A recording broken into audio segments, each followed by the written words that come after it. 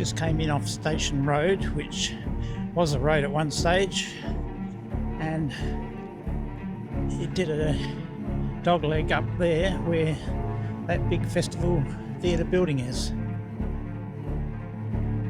They would have had to come this way to go to the River Torrens. We'll just cut through there. I've just come from Station Road. Station Road would have cut through somewhere where these buildings are and joined up round by the railway station. So the option would be to come down this path, and here we have the Torrens where they were going to have a walk and drink some beer. And we probably followed that path behind that gazebo, and it goes under the road, under the city bridge. So we'll go and check that out. Now, it was only about 22 degrees, January the 21st of 1950. Not hot like we get these days. We have a bit of a mild spell.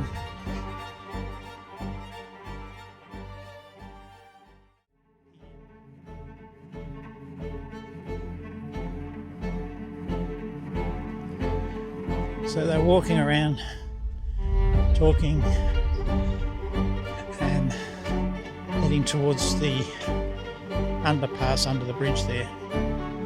Railway station's back behind that brownie gold building. That's the casino, but the original railway station is still there behind that. And the rail yards are probably behind the convention centre area. Entering the King William Street Bridge, which runs the main road across it, and a short walk through here to Jolly's Boathouse. And this is where they decided to hire a boat and row down the River Torrens.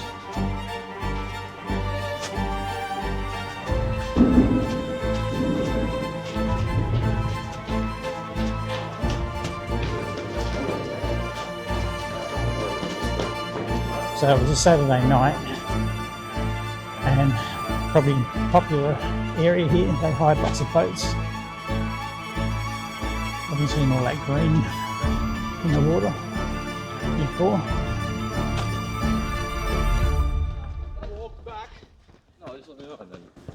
So this is the old and renewed Jolly's Boathouse. It's now a fine dining restaurant. And then you have the rowing clubs. So there's boats everywhere here. They would have got a boat somewhere here, hired a boat and rowed up that way. Check that out. Well, that's the bridge back there where the hire boat would have been. This is the trail they would have went rowing, and you can see the Uni footbridge up there. They didn't even go past that. We're coming up towards the bridge now, and they stopped the boat somewhere before the bridge, so possibly where that triangle of grass is would have been flowers. That had a bed of dahlias, and as he got there, he pulled into the bank and made advances towards Elva, who rejected them and fell in the water. He probably helped her out, and they went up onto near the garden bed where they had a big struggle. She tried to get away, or he says she teased him and he slapped her, but he said he slapped her twice and pushed her in the chest. But she did come up with a very lot of bruising on all her left side, even her shoulder blade.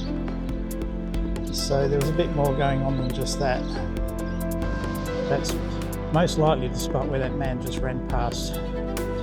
That's the garden bed area. dark by then. And they just about destroyed the whole dahlia patch.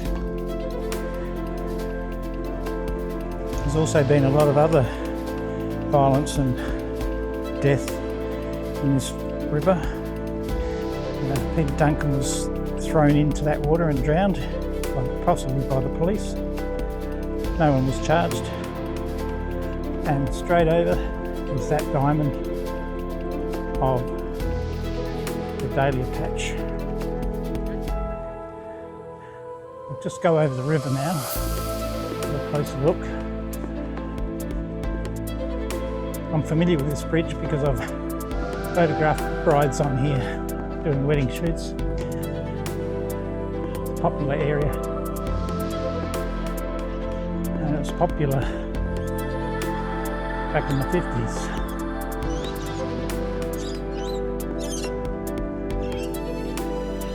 Looks like we've still got the wedding engagement shoot going on down there.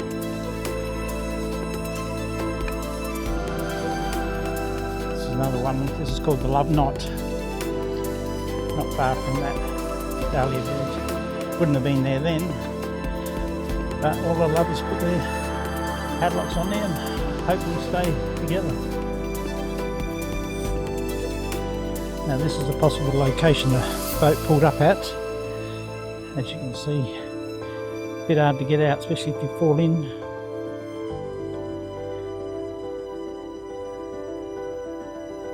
Probably would have been more reeds than this. And this is the diamond where the big circular flower bed was. So somehow they were up here struggling, fighting. Elva lost a shoe. He said he hit her over the head with the shoe, but he probably deserved it. And he said she teased him, which, you know, you don't beat the hell out of a woman for that. And she was covered, they were both covered in mud, water, and all the mud from the flower bed. So from there to here, so it could be standing right on the spot, which would have been not well lit at night here. From there, they stayed here for a while. I'm not sure if she was semi-conscious. She had blood down her face, mud. They found torn underwear, clothing in here as an attempted rape or rape. They would have had to go back up this way. They went together.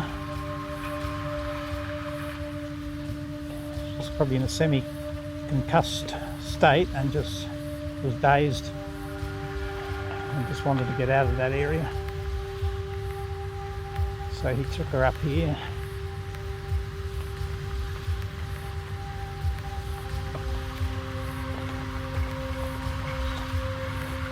This was all here in the 50s except for some of these modern sculptures works.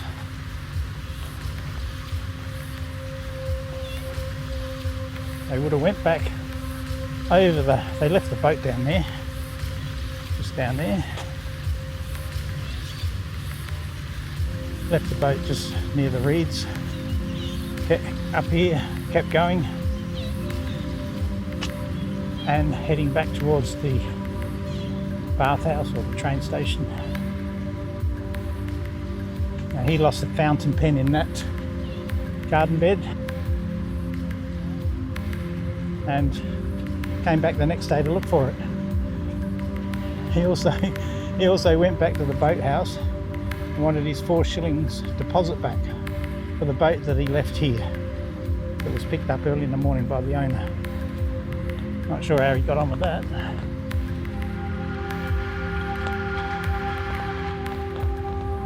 But he was Rogers, and he was of a short stature, blind in the left eye. Came from Ireland years back, left a wife in Western Australia and an 8-year-old daughter 6 years earlier, and was living here. Now there's two paths they could have gone here, that way, which there might be a lot of people, or this other way.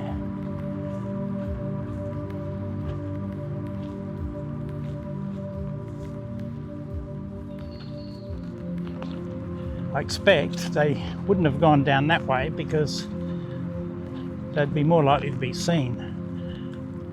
And up here,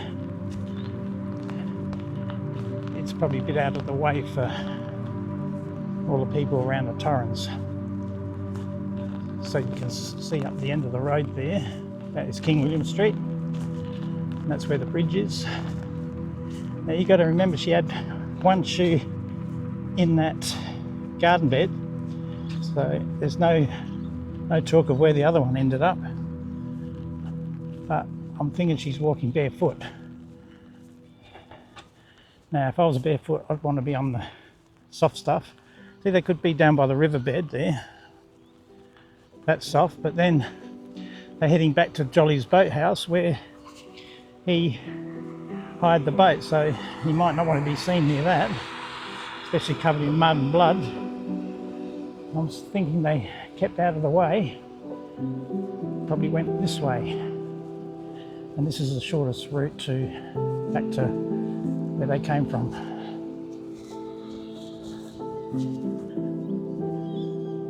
I don't think she had much option to go anywhere else. She can't really run off screaming somewhere, and she was in a dazed state, so she just probably went along with him until she got somewhere a bit safer, which was the main road.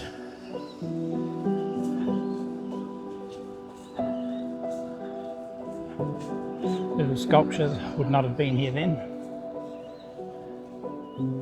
Quite nice. Here they walked up to a taxi. They asked to take her back to Gawler, which the taxi driver did not have a permit to do, so he couldn't take her there. So Rogers said, take me to Ovingham, which is where he lives, down that area. And the road would have went through here, or where this car is maybe. Now Elva didn't want to go. She paid for his fare because he had no money, he lost it all in the river. She paid for his fare and refused to go with him so she could get away. She had a taxi driver there as a witness so she could walk off, and she says, I'll go and go back to the railway station, which was back up this way.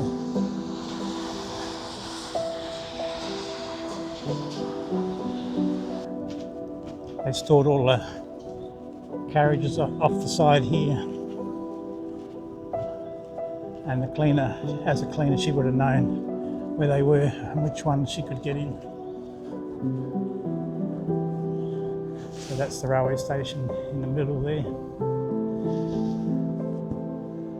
and somewhere along here was all those rail tracks and carriages.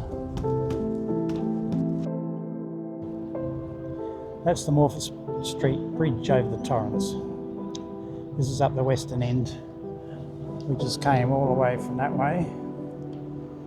Now this bridge has got a bit of a story too. An Afghan camel driver had a bit of an argument with his younger wife, took her out the back, chopped her up, put her in bags, brought his horse and cart to that bridge, or the older version of that bridge, and threw the bags over. The police had to come in with their, water police came in with their hooks and tried to find the bags, and they got some of it and they took it to the city coroner. The coroner said, not much I can do without the rest of the body, so after 5 minutes he left. So they eventually drained the Torrens River to find the rest of the body.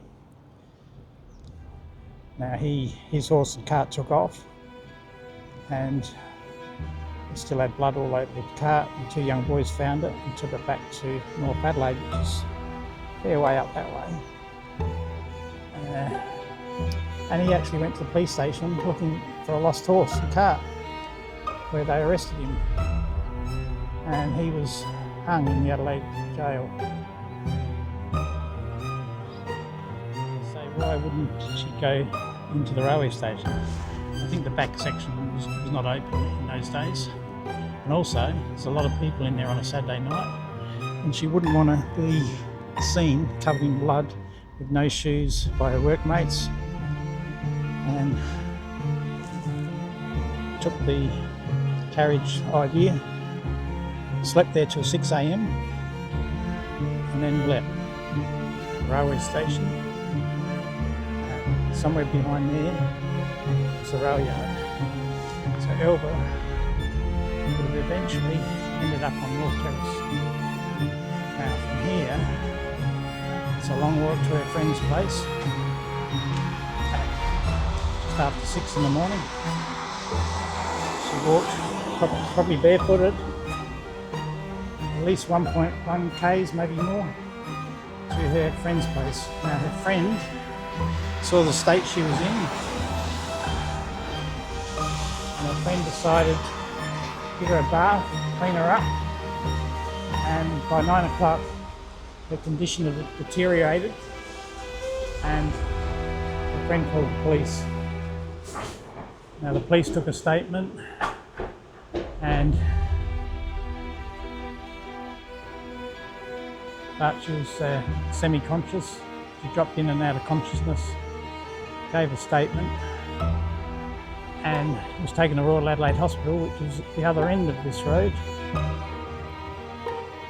They performed a small brain operation to release the pressure, but she did not survive. So the police had to go and arrest Rogers, and he was a labourer working down near Ovingham. And he fought the case, said it was like, well, let's try to blame her. And because she made statements saying, the court brought in statements that she was on her deathbed, the court threw that out as inadmissible evidence because they said she didn't know if she was dying or not. So he got 7 years with a 5-year parole period. Originally it was a hanging. He got out of that, so he probably only served 5 years in UUpbeat prison, and there's not much heard of him again. But there's a story about Elva that needs to be told.